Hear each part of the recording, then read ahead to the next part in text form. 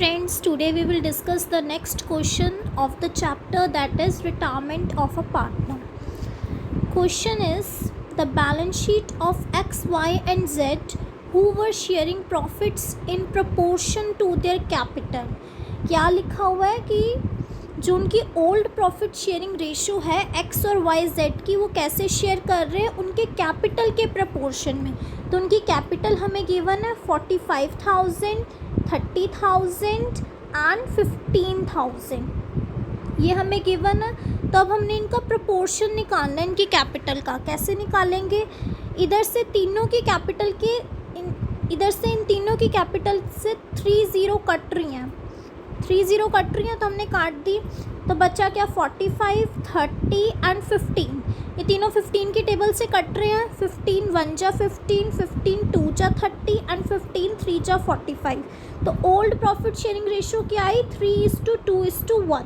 ऐसे निकाली हमने ओल्ड प्रॉफिट शेयरिंग रेशियो. कैसे? क्योंकि इन्होंने बोला कि वो अपने कैपिटल के प्रपोर्शन में वो शेयर कर रहे हैं प्रॉफिट्स. तो वो ऐसे शेयर कर रहे हैं. उनकी कैपिटल हमें गिवन थी तो उनकी कैपिटल का हमने प्रपोर्शन तीनों का निकाल लिया. तो निकल के आया old profit sharing ratio X and Y, X Y Z के बीच में, दैट इज़ 3:2:1. ओके.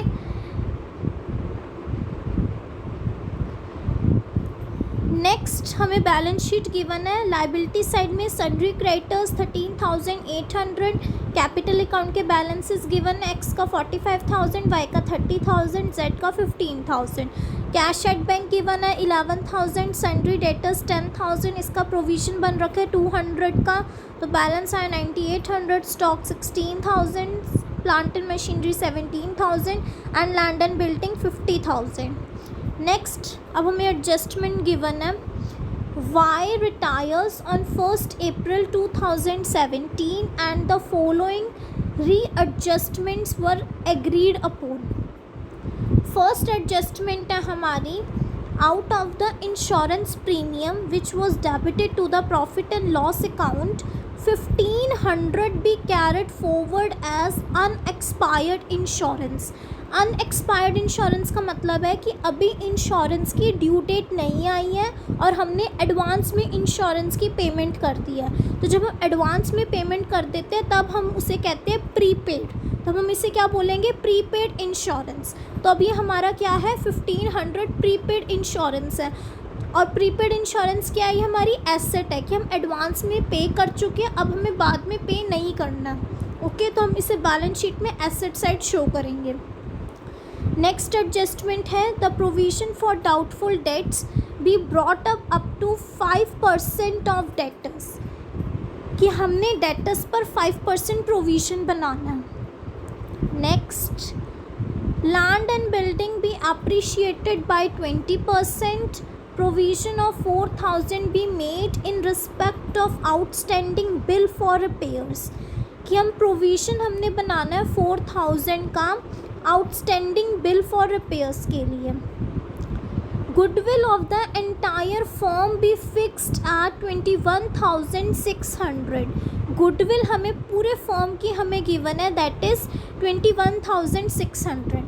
तो हम कैसे निकालेंगे रिटायरिंग पार्टनर का शेयर? जो भी गुडविल होएगी पूरे फर्म की, इसमें से जितना भी रिटायरिंग पार्टनर का शेयर बनता है, जो भी कैलकुलेट करके हमारा आंसर आएगा उसको हमने गेनिंग रेशियो में डिस्ट्रीब्यूट कर देना.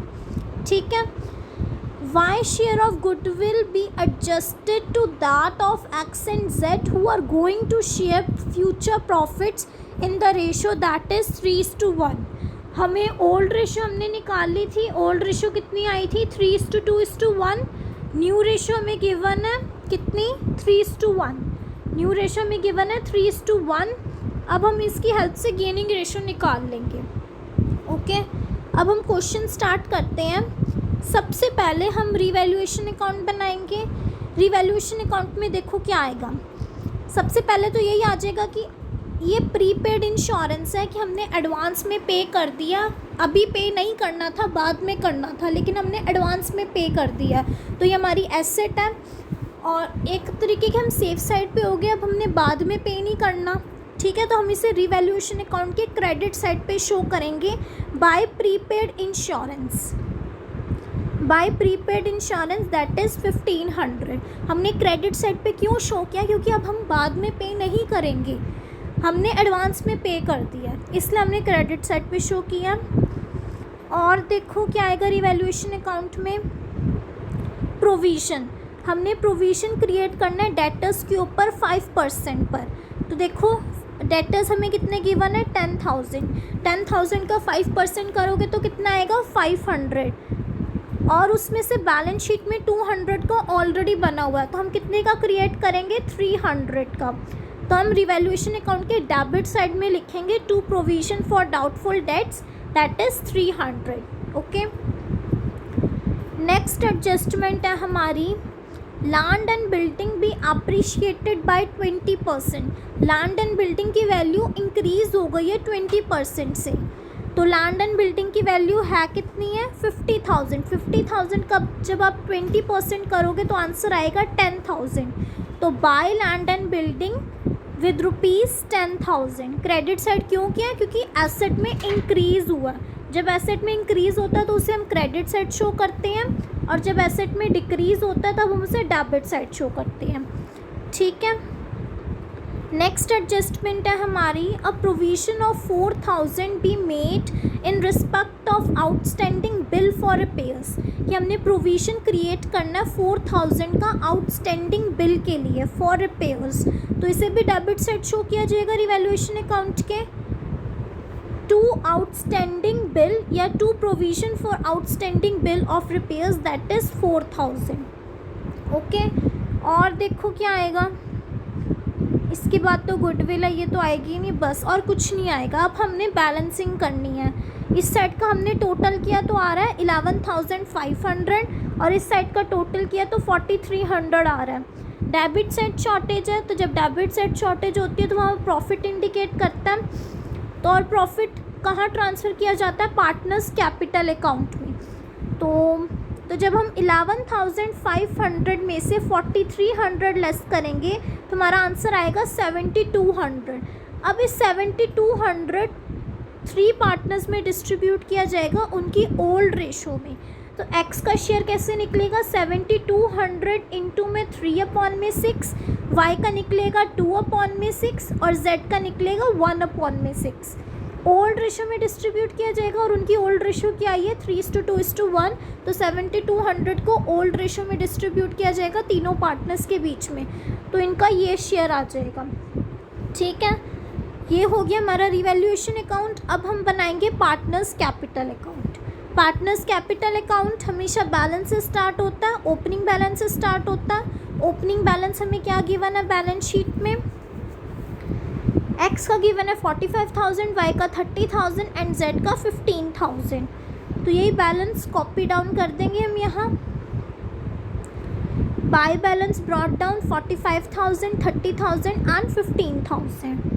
नेक्स्ट देखो और क्या आएगा, रिवैल्यूएशन अकाउंट का प्रॉफिट आएगा पार्टनर्स कैपिटल अकाउंट में दिस। तो ये प्रॉफिट ट्रांसफ़र किया जाएगा पार्टनर्स कैपिटल अकाउंट में बाय रिवैल्यूएशन। एक्स का शेयर आया 3,600, वाई का आया 2,400 एंड जेड का आया 1,200। ओके,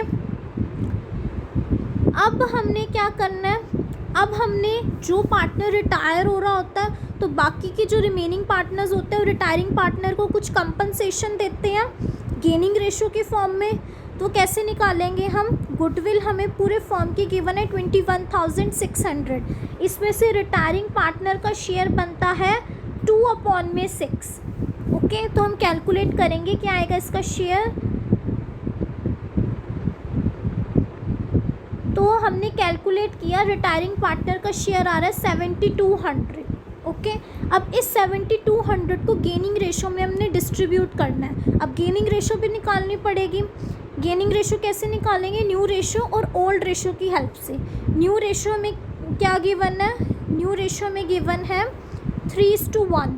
ओके, और ओल्ड रेशो भी हमें गिवन है 3:2:1।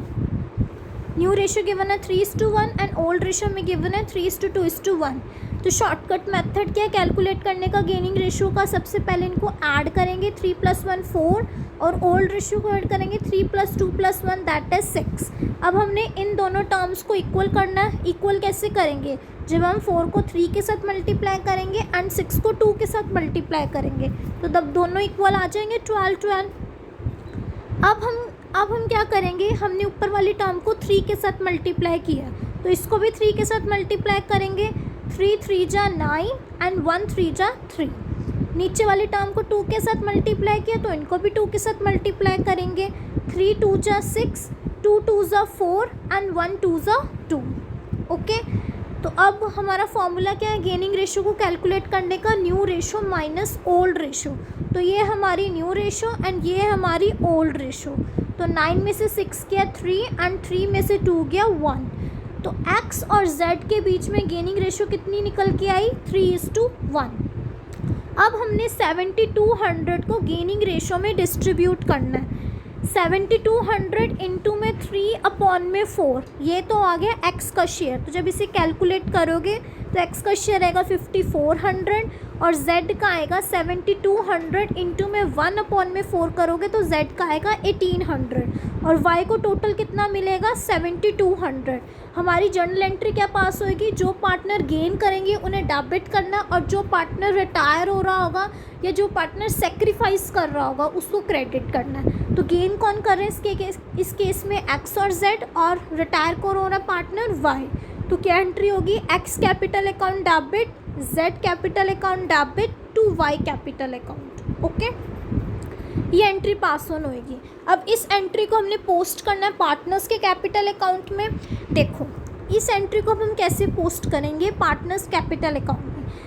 हमें यहाँ दिख रहा है कि y कैपिटल अकाउंट क्रेडिट हो रहा है, तो y कैपिटल अकाउंट के क्रेडिट साइड में हम लिखेंगे by x capital account and by z capital account with amount this, क्योंकि y को हमने टोटल कितना देना है? 7200 देना है। y कैपिटल अकाउंट क्रेडिट हो रहा है तो y कैपिटल अकाउंट के क्रेडिट साइड पे हमने लिखना है by x capital account and by z capital account. ये देखो y कैपिटल अकाउंट क्रेडिट हो रहा था तो y कैपिटल अकाउंट के क्रेडिट साइड पे हमने लिखना है by x capital account and by z capital account. 5400 and 1800 y के अकाउंट में जाएगा क्योंकि y को टोटल कितना मिलना है? 7200। ओके, अब इनका देखो x कैपिटल अकाउंट डेबिट हो रहा है और z कैपिटल अकाउंट भी डेबिट हो रहा है तो x और z कैपिटल अकाउंट के डेबिट साइड पे हम लिखेंगे to y capital account with this amount, क्योंकि x कितना दे रहा है y को? 5400 और z कितना दे रहा है y को? 1800। x कैपिटल अकाउंट और z कैपिटल अकाउंट ये दोनों डेबिट हो रहे हैं तो इनके डेबिट साइड में हमने ये लिखना है टू y कैपिटल अकाउंट।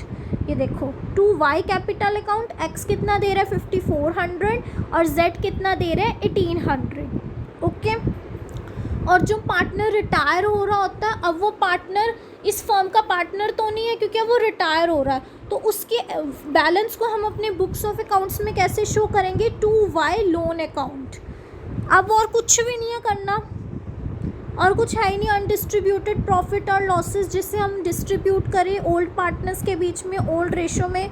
ऐसा कुछ बैलेंस शीट में गिवन ही नहीं है, कुछ भी नहीं है गिवन। तो अब हमने सीधा पार्टनर कैपिटल अकाउंट का बैलेंस निकालना है। अब बैलेंस ही निकालेंगे। एक्स का आ रहा 48,600 में से 5400 लेस करोगे तो ये आएगा 41,200।